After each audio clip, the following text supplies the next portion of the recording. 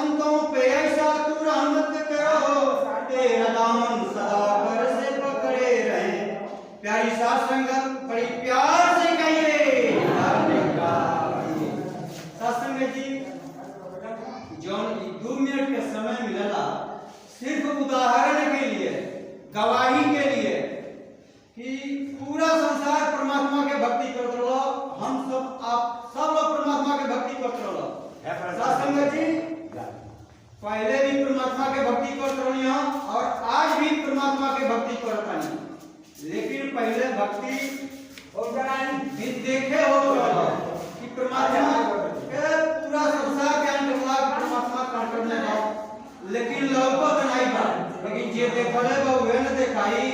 मैं बिन देखे प्रतीत न होई, बिना प्रतीत प्रीत नहीं होई।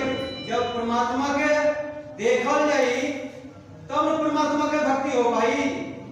यह सासंग जी गवाही देगा कि हम भक्ति पहले करते नहीं और आज भी हम भक्ति करते नहीं। जब परमात्मा के देख के भक्ति करते नहीं, पहले बिना देखले करते नहीं, और जब देख के हम भक्ति कर रहे तो हमारे जीवन में बदलाव बा कि नहीं बा, हम सुख पावत आनी कि नहीं पावत आनी। अगर सासंग जी हम परमात्मा के देख के भक्ति करता नहीं, अब दुखी बानी, सुख नहीं मिलता, तो सासंग जी सुख के लिए कि सोर्स सिफारिश के जरूरत नहीं बा। कहा है कि जब हम पहले ही प्राण में समर्पित कर बानी कि तन मन धन परमात्मा के है, तो सच्चा दिल से समय के सद्गुरु के चरण में जब समर्पित कर दे कि इनका कृपा अपने आप रहमत ऊपर से लगी, इंसान सुखी हो जाए। लेकिन चतुराई रहित जीवन जी।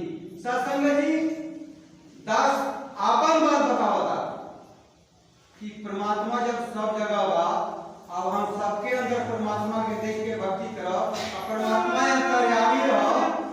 जब हम अटूट विश्वास रखो परमात्मा के ऊपर, तो परमात्मा जनवा कौनो शरीर के माध्यम से आपके उपकार कर दी, चाहे संसार में कौनो मूर्ख हो तो सासंग जी कहे प्यार से कहिए धाम नहीं कहा, लेकिन सासंग जी प्यार तो सबके भावेला, चाहे भाषा बोली बेशक समझ में न आवे, लेकिन प्यार तो सबके भाई ना। जब प्यार उतर जाई, प्यार जीवन में आ जाई, तो सासंग जी धोखाधड़ी, बैर, विरोध, नफरत अपने आप हट जाए। लेकिन सिर्फ वचन से कुछ नहीं होगा, जल कर्म में न उतारल जाओ।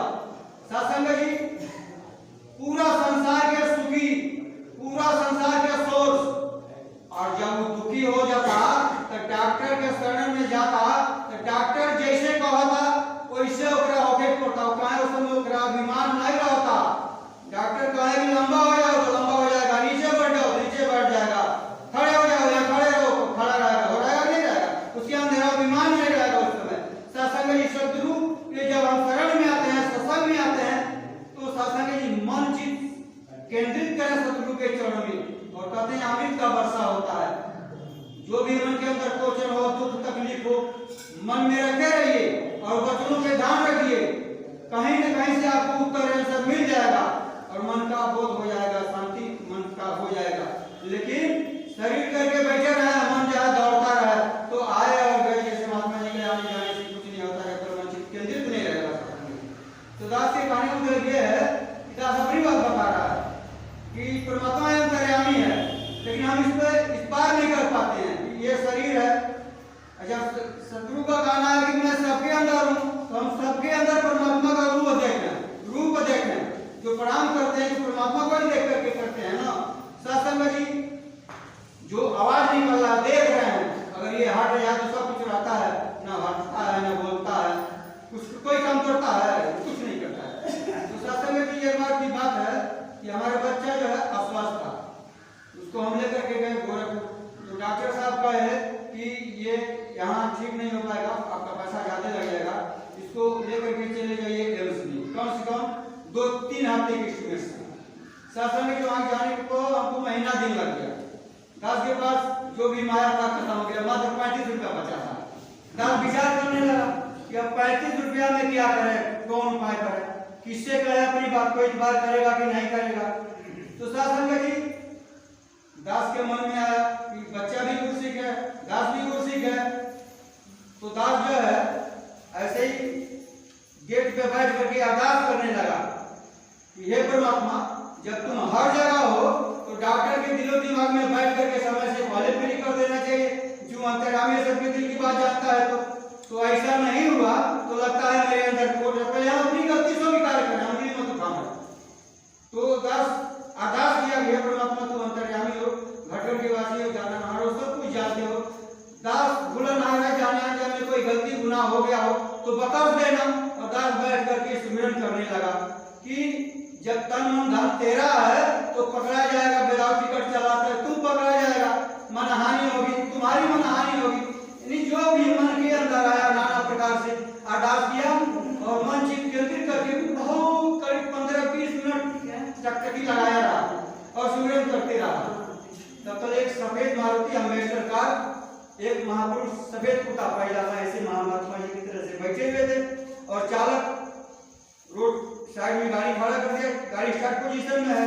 वो महापुरुष अंदर गए और अंदर से दास के तरफ गए और 250 रुपया निकाल करके दास के हाथ में छोड़ा दिए, महाराज लीजिए, बच्चे को खिलाते पिलाते लेकर के चले जाइएगा। दास हाथ जोड़ करके खड़ा हो गया कि हुजूर आप पता एड्रेस बताना, जिस पता एड्रेस से आप हमारा दास को रजिस्टर कर सके। महाराज हंसने लगे, महाराज मैं आपको नहीं दे रहा हूँ, बच्चे को दे रहा हूँ, लीजिए। खिलाते ऐसे हाथ में डाले और गाड़ी में बैठे और चले गए। तो दास जी कहने को लिए कि परमात्मा जब सब जगह है तो जीवन में दुख तकलीफ तो आता ही है, जीवन में दुख आए तभी परमात्मा को सुख कराए और सुख आए तभी परमात्मा का सुख करे। यही तो महात्मा जी का कहना है और समय के सदगुरु का कहना है। हमें तन मन धन पर अभिमान नहीं करना है। तो सब कुछ देखता है, हम किसी भी मुल्क में रहें, चाहे 25 जगह हो चाहे 25 जगह हो, इससे कोई मतलब नहीं है।